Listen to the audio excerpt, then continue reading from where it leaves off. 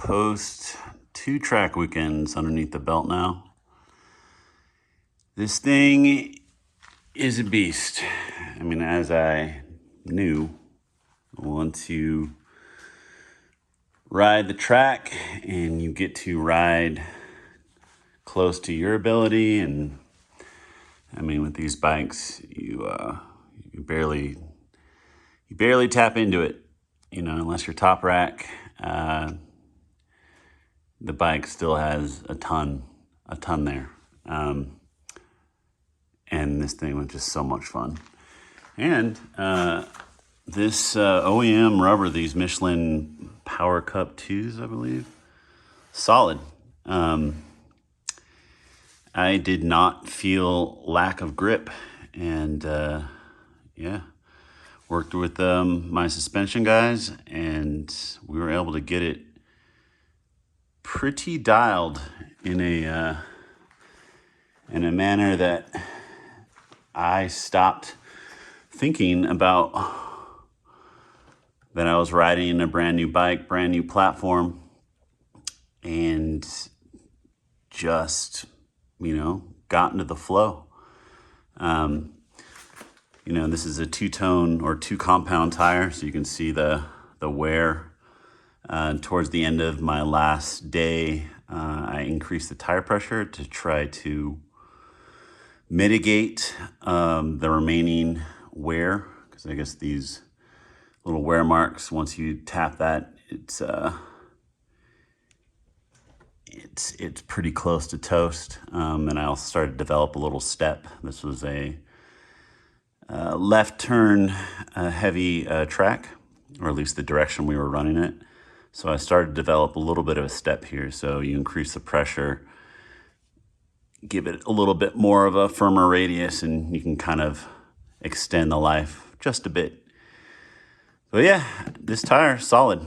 A lot. You can see the sticky rubber is right there in your, this is where your power band mostly comes out of when you're in corners and opening up that throttle. So this generally will wear quickly or quicker, and then you can see you'll develop a little bit of a step here. So managing the life of the tire is a bit of balance there. Like once your suspension settings are good, then you're playing with tire pressure to try to extend the life of the tire throughout the day as the track temps increase or decrease morning to afternoon, vice versa.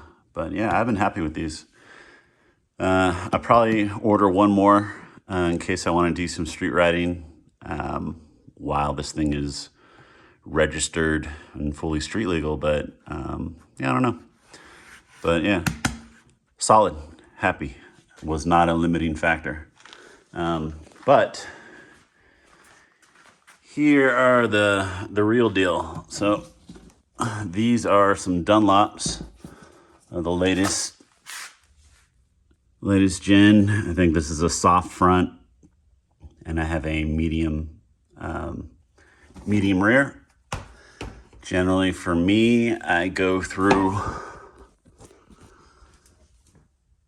I can probably make a rear last weekend and a half at pace before it starts getting funky. Like, and that includes like flipping the tire, and you know, there's no way around it when you're a heavier guy and you're ripping around on a leader bike. You're gonna wear through that rubber very fast. I found the Dunlops last a little bit longer for me than the Pirellis.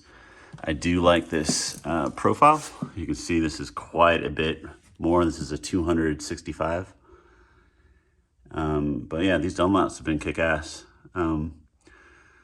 So I don't know. I might try a Pirelli, like an SE1, SE2, depending on the weather. And those are solid too. Like I don't know. For my riding at my level, I have not noticed a real difference in grip. I just know these Dunlops have a stiffer carcass, like the sidewall construction is a stiffer tire. and it feels great for me. Like, and you know, until I'm on that bleeding edge of track day speed, I'll go for something that has a little bit more endurance than like a qualifying grip, you know, until I'm dragging elbow and shoulder and whatnot. Like, it's fine for me. So anyway, there are those. Can't wait to slap those on. So the full report.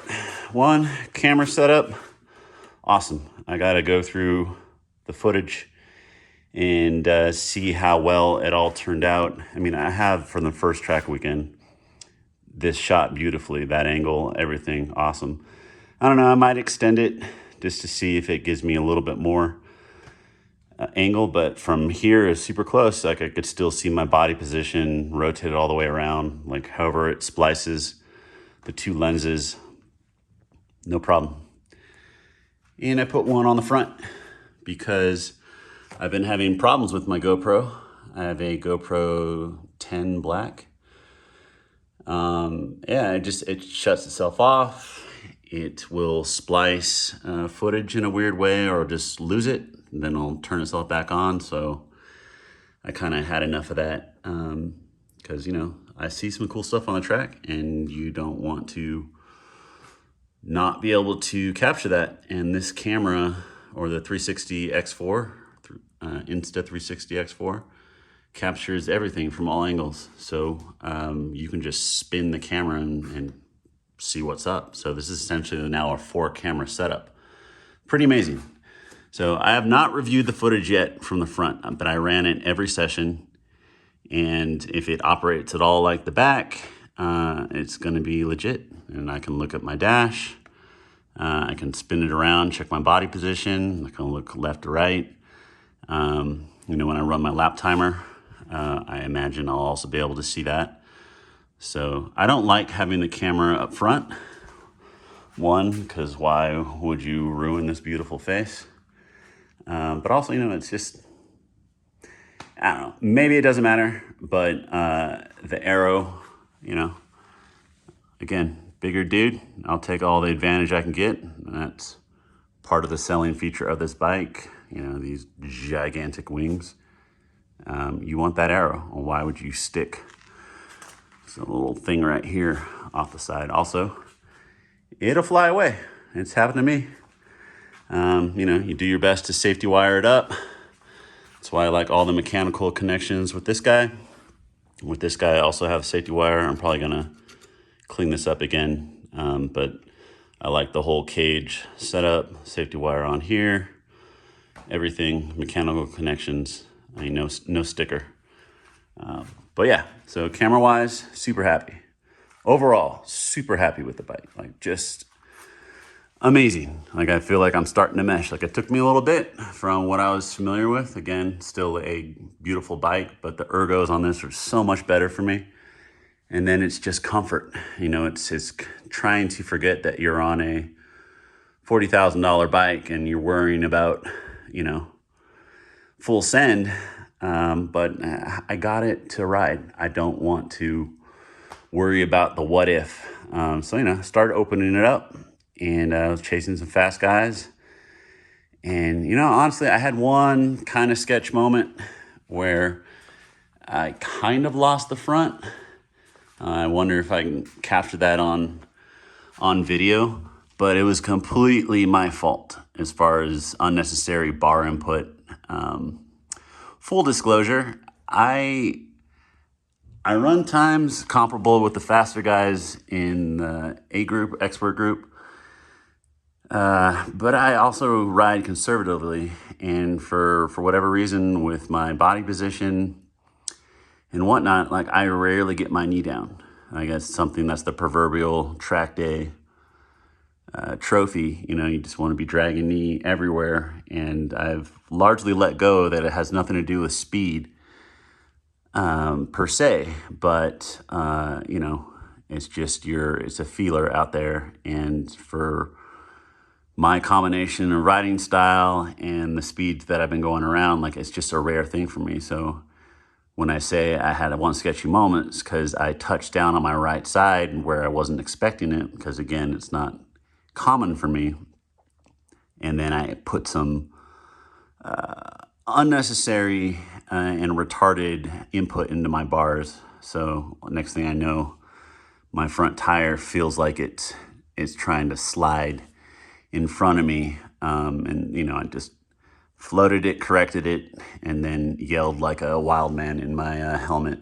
And then, you know, mental note like, okay, simmer down. So yeah, it was not the bike that did that. But again, testament to the comfort and confidence inspiring with all of the bells and whistles that this bike has.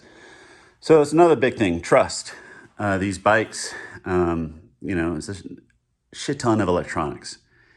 And this guy right here, like when these first came out, like there was one of the beginning when electronics were becoming more commonplace with traction control, wheelie control, launch control, all those things. Again, this is 2013, and it's got an amalgamation of parts all the way up to 2016. I had a 2017 too, which had even more bells and whistles. But this stuff is primitive compared to what this has.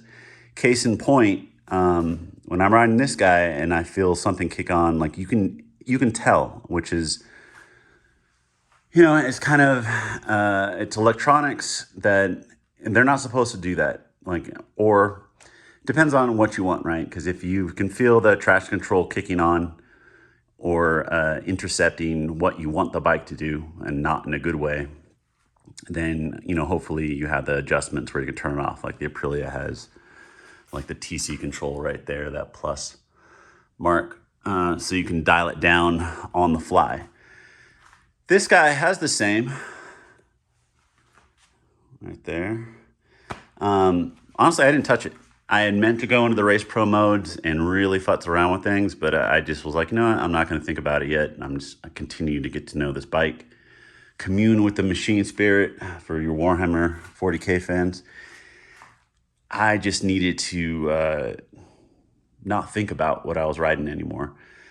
And a testament to that, a really fast guy was following me, and he says I was leaving tire snakes everywhere.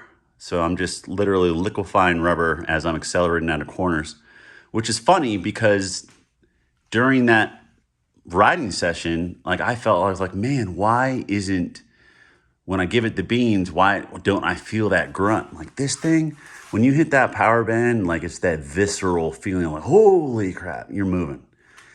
This guy, it is so smooth that I did not know that I was just leaving tire snakes everywhere. So pretty amazing.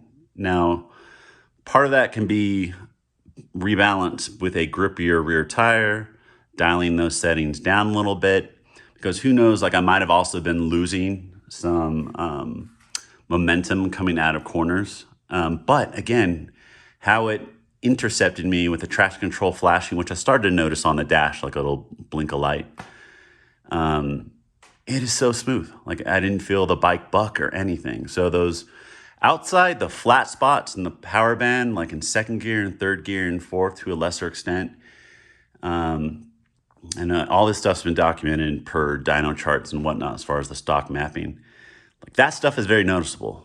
There's a couple corners in the track that we went to this past weekend, which is out here in California, Thunderhill. We were running the west side, which is a great track, even on the big bikes, because you can just work on being nimble out there. In one of my favorite sections of the track, it was going from second to third gear, and man, I'm wide open on that throttle, and I'm getting nothing. Like I go from apex to apex before it finally kicks on again, and then I'm back to warp speed. So there are many moments like that where I'm noticing like, okay, like if we can just solve this, then it's gonna be damn impressive. So anyway, that is the track report. I think that first weekend I got within 2 seconds of my personal best and did not feel like a clean lap. And with all of the getting to know you / first track weekend of the season for me. So that's a good, yeah, that's an A minus in my book, as far as like, stock bike, like going nearly matching my full race bike when I've been super comfortable on that thing. So yeah, the potential of this thing is epic. So speaking of that, next step is essentially stage 2, which again, as a reminder, I have this, I have the headers. I would say that's also a necessary complement to stage 2. And then, yeah, so I decided to go the full BT motor route. Here's the tuner. Super nice packaging, by the way. You got all the bits. You scan that. Little sticker. There that is. So I will be emailing them shortly, telling them all the things I got for this guy. So sprint filter, super transparent. Let that thing breathe. I got the little airbox flapper cover. I got the IA relocation setup. Got the velocity stacks, which I think is the full induction kit that they sell. So I bought stage 1 and stage 2. So it's full send on this, right? Because at this point, once all this is done, any questions or what ifs with warranty, now there's an asterisk, but what the hell? I did not buy this bike to just sit in the garage and be pretty. So speaking of that, with gutting the emissions shit, this right here, I believe, will remove, what is it? So when you do, where is that? When you do block offs, right? So there's the secondary air system that, as I read up on it, injects air into the exhaust to burn excess fuel before it exits your exhaust. And this gets rid of it, which also gives a more accurate readings for tunes and whatnot. Also, and I wonder, I don't know this for certain, but you see lots, especially Moto America World Superbike, these things are flamethrowers, right? And I think a part of that is once you throw the tune on there, and or the secondary area system becomes, or maybe it gets shut off depending on the tune, maybe that excess fuel is then traveling all the way up and then igniting with all that heat. And then you got your fire dragon or fire breather. So if that's the case, hell yeah, right? That's what I want. That'll be awesome. And again, it's just science, right? That's why I got the shorty, because then longer flame. I think it checks out. You can check the physics on that. So that is that, and this plugs up. I think, oh no, this is for the charcoal canister. So I will remove that, and then this little Alpha Racing kit will go ahead and plug up all of the little holes or the tubing and whatnot, make it nice and neat. So again, that one's super simple, and charcoal canister is just to absorb vapors from the gas tank, but a lot of that is emissions stuff, which when you have a race bike, it does not matter. Okay, so update 2, race kit, track kit, stage 2 setup. So you need pegs, and as I've already talked about, BMW's retarded, and they will not sell you just the foot peg. They want you to buy the entire rear set. Retarded.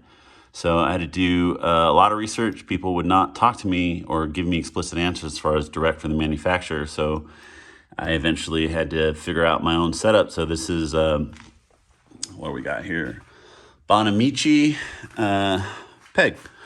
So it uses M8 hardware, which is the same as this, and it goes through the front there. So you just go ahead and spin off this cap, and it attaches right on there. Already tested it. It works beautifully. This is super grippy. And also you can see it's designed to break off in case you have a low side or whatnot, versus the fold up ones. So I don't know if there's a real benefit other than maybe weight between the fold-up ones and this, as far as you being able to ride your bike and continue to ride. I think I'm gonna still get the Gillies version of these, the FXR, just to have another set, because these were not expensive. But these are gorgeous. The only thing that wasn't a perfect setup is it has this little raised lip. None of the pictures online showed me this. So that is unfortunate. I can grind that down. But you know, you want that full flat surface for like a perfect seat. Technically though, this will work as is, because it's still more than enough once you torque it down. That'll be fine. And like you can't even see it once it's on there. But yeah, so these are pretty sick. Also, what I really like, it's kind of a fun little thing, is the cap of these. It's billet, and it spins right off, then gives you access to the bolt, and then you spin it right back on, versus some of the other ones that I've used before, like say my Woodcrafts, which is just like a Darlin or plastic puck, which you can lose. Again, this kind of aesthetic slash little slide protection. I think this is plastic too. So anyway, kind of cool. And also, as a bling factor, you can get colored ones. So got that nice blue for fun. All right. The other part here is I bought, I don't know why it's taking so long to come in, an AIM Solo 2 DL to track my times, because I want that data, especially as I get faster and faster. I want to know where the areas that I'm losing time, and where the data can show me, like whether I'm 100% open throttle, if I'm not braking all the way, like what my sectors are. Because when you start looking at lap times, it's not just the time, like, because depending on the sophistication of your lap timer, it should break up your lap into sectors. So then in theory, it should also then tell you your ideal lap, right? Which you're almost rarely gonna hit, but it's kind of a cool marker to be like, well, my PB, let's just say for instance, is 2 minutes. But the ideal lap, according to my lap timer, if I did all of my best sectors, is a 1:57, right? So then you can go into that data and see where you're losing time. Look at your GPS trace and see where you're going from point A to point B.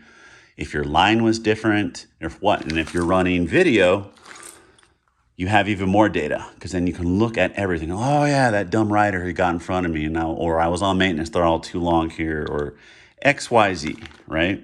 Or man, I really need to go to the bathroom, and you know, I had a cramp. Whatever it is, it's track life. So anyway, this guy right here is a pretty sick thing I bought from Sport Bike Track Gear. It says 419 Racing. It is, I think it's a combination 3D print / metal, where it'll grab onto the underside, at least the kit that I bought, underside of the fork, and give me a little platform here to mount my lap timer. So it's nice and clean. There's plenty of space right here, and doesn't obscure my view of the dash or whatnot. So looking forward to that. Again, I like mechanical setups here, and I'm not going to go, I think the Motec, I'm quite a ways away from feeling like I need to jump up to there, where your dash, kind of like this Starlane DaVinci 2, does everything. So ideally it would have been something like this. BMW sells an M data logger, but then you got to go to the dealer, get an unlock code, and then it's all the software stuff, and all that goes underneath here. Beautiful, streamlined, but also like twice the cost. And I'm not sure you're getting twice the value for that. So that's the route I went. And I look forward to, because the AIM Solo 2 DL will connect to the OBD2 port here, which connects to the ECU and everything. So in theory, I couldn't find any videos speaking of the data that you get out of this. So I will test it. If I'm not happy with it, I will return it. But I want to be able to see all of the sensors that are built into this. I want to see my brake. I want to see my throttle. I want to see the lean angle. Like it should tell me all of that. So that's why I splurged for that, because otherwise you can get like Starlane sells a really streamlined lap timer, very thin, lightweight. That'll do that. There's the Racebox Pro, which is just looks like a tiny little box. There's a ton of vendors now that will give you, if you're just looking for time, but I wanted data, so I went that route. Also, new addition. So when I'm doing all the airbox stuff, I will also do the radiator setup. This is kind of counterintuitive in some ways, but I've seen enough that this things do work as far as cooling the bike, and a cooler bike is a happier bike, especially riding out here at Thunderhill in the summer where you're in triple digit heat a lot of the time. So I was like, yeah, okay, this wasn't that expensive. It's a little bit of bling, because again, this bike is all about that bling, and I'll go well with the red Samco hoses. So Moto Million did that exact same setup, and I was like, all right, I like that look, and I've seen enough before and after temp wise. I was like, okay, fine, like small amount of weight, whatever. When I take off the airbox, I'll also do the gold wrap, just because, why not? Again, I've not seen like A/B tests with temperature and whatnot, but in theory makes sense. Also pretty cool looking, and again, I like doing random stuff like that on the interior of the bike, because that's how I show my love to my machine. It helps me get to know her, and I'm sure it translates to horsepower. So that is the track report. I will try to start producing very short how-tos, as far as maybe a 5-minute video on how to remove the fairings, a 5-minute video on, how to adjust your rear sets, whatever like that, because technically that's why I started this channel and started taking video. But yeah, I also don't want to have to go full tripod and, torque setting like this. You need to refer to this, or that. Like, I'll try to find that balance between DIY and entertainment, because, this video is already getting long. But I don't care. I don't know. Hopefully enough of you guys enjoy these videos that it gets traction in such a way that the algorithm kicks off, and then I get a tire sponsorship. So ride Dunlop, fellas. Because those things are expensive, and I would love not to worry about a tire budget. But yeah, so anyway, if you're enjoying it, do the whole like and subscribe, because apparently that does help the algo, and I still don't understand. Like, I try to do searches for things, and it will not kick out what I'm looking for until I scroll, and then I'll find it. So, especially like, again, the AIM Solo 2 with the BMW, like, find me that. I can't find it, so I want to make that content, and I'll continue trying to fill in the gaps that, as I'm looking for things, I can't find. So hope it helps out. Hope you guys are enjoying this, and I will try to splice in some ride footage, or it'll be like a little separate thing, because again, this is pretty long. I don't know how many of you are watching the full almost 30 minutes. With no edits. So, all right, guys, until next time, stage 2.